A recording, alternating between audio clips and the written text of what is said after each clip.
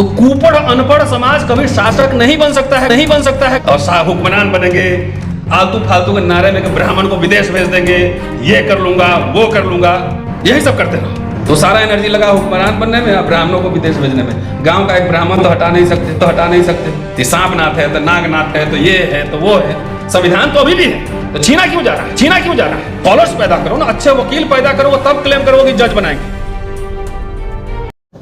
अब तो पहले तो था वोट तो लूट लेता था सब, उसके बाद ईवीएम पकड़ा गया। अब तो आपका वोटबंदी हो रहा है, आपके पास कुछ नहीं बचा। जाइए सड़क पे संघर्ष के अलावा एकदम संवैधानिक तरीके से कोई रास्ता है तो कोई साथी मुझे उठकर बता दे, मैं उनको सलाम कर दूंगा। नहीं तो स्कूल के दरवाजे आपके लिए बंद हैं। अंबेडकर का नाम नहीं लीजिए, लोहिया का नाम नहीं लीजिए, अच्छा नहीं लगता है। बाबा साहब के नाम पर दुकान चलाने से बेहतर है बाबा साहब का नाम लेकर उनके नाम पर उल्टा काम मत करो। शिक्षित बनो, संघर्ष करो, संगठित हो। कहां शिक्षित बना, कितना स्कूल यूनिवर्सिटी, कुछ आपका तो कुछ है ही नहीं। आपके नेता लोग भी जाकर कुछ अपना प्राइवेट स्कूल कॉलेज खोल लिए, तो उनको क्या दिक्कत है? लेकिन बारी उनके भी आएगी। उस समाज में अपना बेटा को डॉक्टर नहीं बनाना चाहता है, वकील नहीं बनाना चाहता है। ये वकील, अच्छा वकील बनने के लिए 15 साल प्रैक्टिस करनी होगी। एक अच्छा स्कॉलर बनने के लिए 20 साल लगातार पढ़ना पड़ेगा। इतना शॉर्टकट। आईएएस का बेटा आईएएस बन रहा है, वकील बन ही नहीं रहा। मैं एक बार सवाल पूछा कि मैं भारत के एलीट कॉलेज में पढ़ाता हूं, तथाकथित जो लोग कहते हैं नंबर 1 कॉलेज। तो जब से दिल्ली यूनिवर्सिटी, दिल्ली कैंपस सब बना है, तब से एससी एसटी के तो हजार बच्चे स्टीफेन सिंधु, एसआरसीसी, एलएसआर तमाम कॉलेज में पढ़े होंगे। वो गए किधर? एक न यहां अमर्त्य सेन बना, न एक रोमिला थापर बना, न एक आर्य शर्मा बना, न एक नामवर सिंह, कुछ तो बना नहीं। तो 70 साल की यही अचीवमेंट है। बाबू का बेटा बाबू बना, तो 60 साल रिटायरमेंट के बाद जो एनर्जी कम पड़ जाती है। आप लड़ रहे हैं तब भी ठीक है, स्वागत है, लेकिन ये तो इंटेलेक्चुअल बैटल है ना, ये बुद्धि की लड़ाई है। हमारे पास लिमिटेड लोग हैं जो इंडियन एक्सप्रेस में, हिंदू में एडिटोरियल लिखें कि या तो सरकारी नौकरी खाली वही करना है, और उसके बाद अरे स्कॉलर्स पैदा करो ना, अच्छे वकील पैदा करो, तब क्लेम करो कि जज बनाएंगे।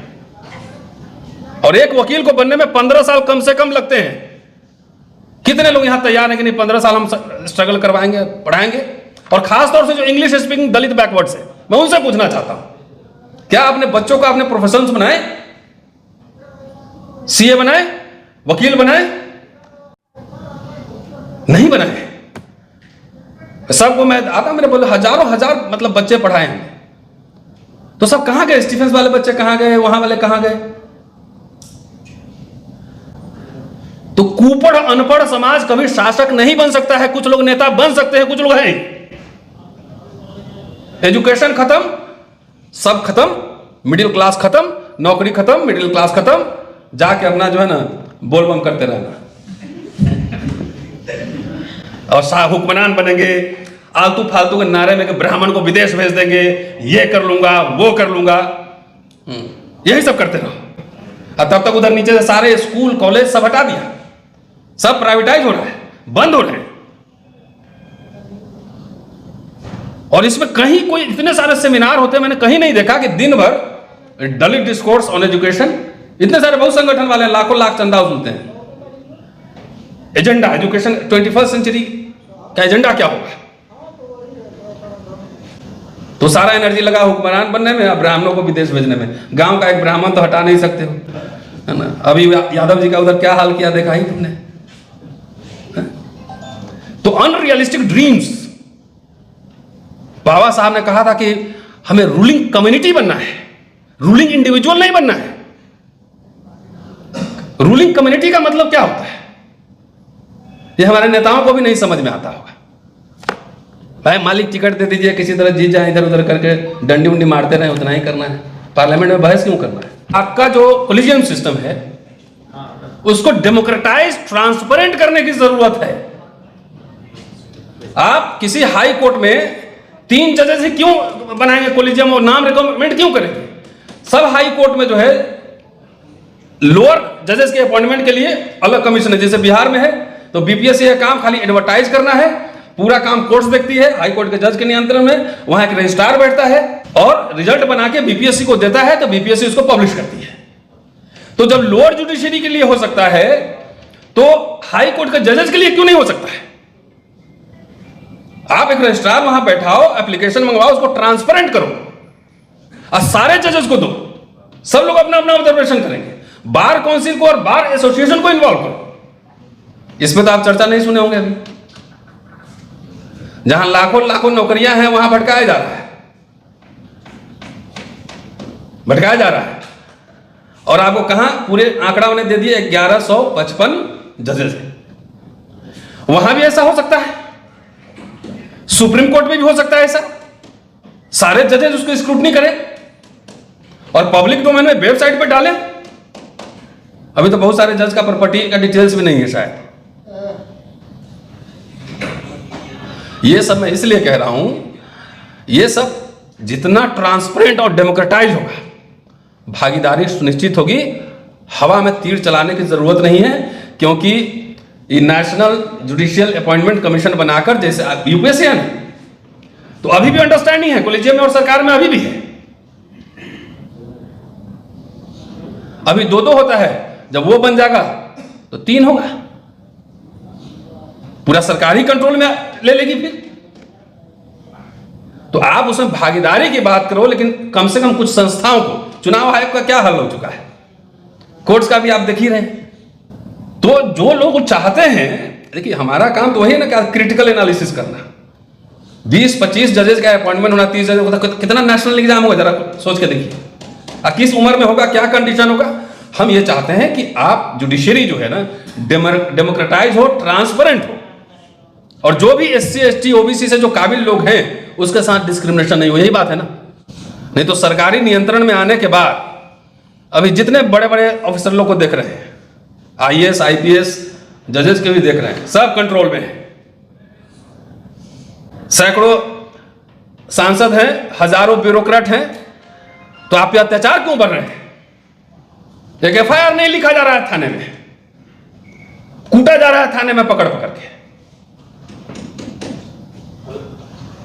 इस सब का इलाज डेमोक्रेसी में जनता सबसे बड़ी ताकत होती है। बांग्लादेश का एग्जाम्पल उन्होंने दिया है। तो जुडिशियरी को भी ट्रांसपेरेंट होने की जरूरत है, डेमोक्रेटाइज होने की जरूरत है। आप पार्लियामेंट्री कमेटी में क्यों नहीं जाएगा? पार्लियामेंट्री कमेटी रिकमेंड करे तो वहां जब जनप्रतिनिधि होंगे तो उन पर दबाव भी रहेगा कि भाई सबका रिप्रेजेंटेशन होना चाहिए। हम जानते हैं कि हम जो बात बोल रहे हैं उसका खामियाजा ना हमको भुगतना पड़ सकता है। भाई बहुत लोग को फांसी पे लटका दिया गया, कुछ लोग को जहर पीना पड़ा, लेकिन जो RSS एजेंडा चला रहा है, बीजेपी चला रहा है, उस एजेंडे में मत फंसिए, क्रिटिकली सोचिए। अभी तो एक आध जगह हो सकता है कि न्याय की उम्मीद भी हो, लेकिन सरकारी हम जानते नहीं वाइस चांसलर कैसे काम कर रहा है, इंस्टीट्यूशंस के हेड कैसे काम कर रहे हैं। कोई 1 दिन 2 दिन की तो नौकरी है ना, 3 दशक होने जा रहे हैं। ये पुराने भारत और नए भारत बदलते हमने देखा है।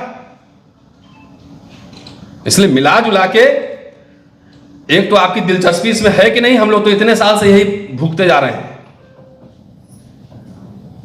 अभी एक बच्ची अभी टीवी डिबेट में थी, क्या नाम है, प्रियंका भारती, उसको कैसे, ये कोई बीजेपी की लेडी थी, ब्रोकन इंग्लिश, गलती से अगर मैं रहता ना तब उसको जवाब देता।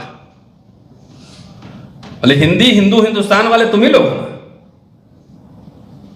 अमित शाह कह रहे हैं कि देश में वैसे हालत करेंगे कि इंग्लिश बोलने में शर्म आएगी। हम थोड़ी बोले, उन्हीं का स्टेटमेंट रिपीट कर रहे हैं। तो आप इतना पटर पटर अंग्रेजी का है बोल रही हो? पहले अमित शाह से परमिशन लेके आओ। तो इस खेमे में मत रहिए।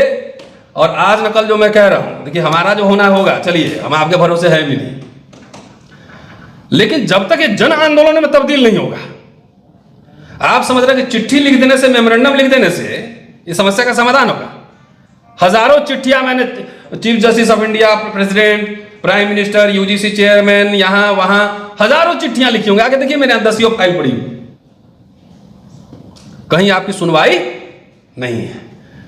तो इलेक्शन के समय मैंने एक बार शपथ दिलवाई थी ना कि भाई बाप रिश्तेदार भी खड़ा होगा तो इन लोगों को वोट मत देना।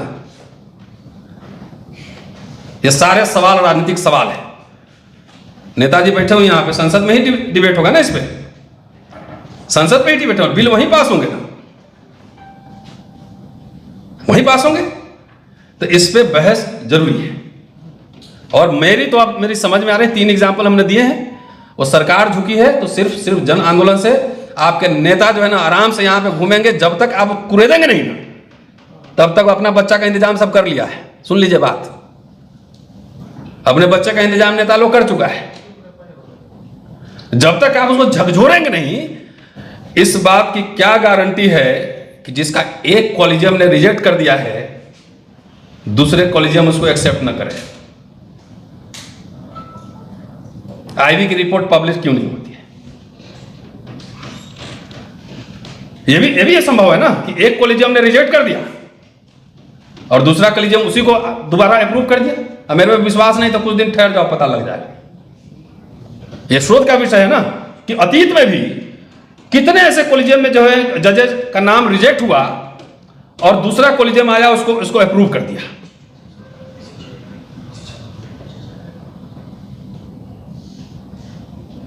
तो चूंकि पिछले सेमिनार में इस पर चर्चा हुई थी, मैंने सोचा थोड़ा स्पष्ट कर दूं कि वहां भी रिप्रेजेंटेशन चाहिए, हर जगह चाहिए, लेकिन जहां पे सबसे पहले लाखों लाख है ना वहां पे भिड़िए।